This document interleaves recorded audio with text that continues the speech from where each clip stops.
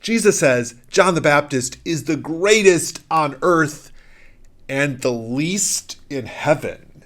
Okay. Let's get into the gospel for Advent 3a. Now, John the Baptist is in prison and he's checking up on Jesus because he's not sure that this guy is like the real deal after all. And Jesus sends back a sort of like, open your eyes, dude. Like there's all of this stuff going on. And he starts listing it all.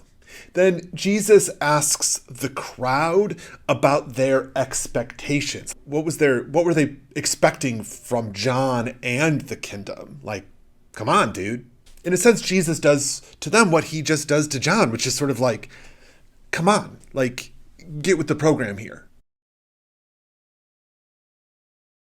So one of the challenges for me in this text is that it feels a bit like an ode to toughness.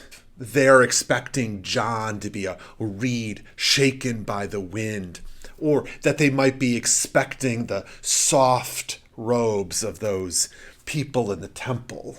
There's a way in which this feels really like the tough guy MMA fighter mantra, like, toughen up cowboy style that a lot of people do associate with leadership. And I have to say, I'm not real thrilled about this idea.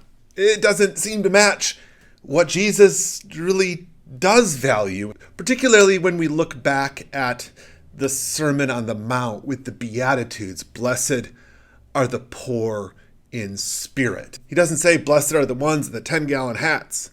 What happens when we contrast Jesus's vision of John with John's vision of Jesus?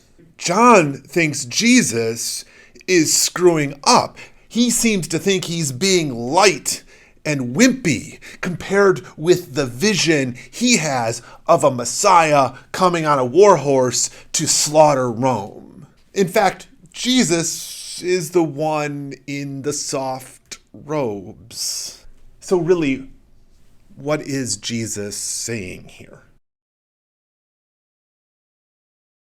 The grace in this is that John is a prophet and his job was to prepare the way for Jesus, and he did.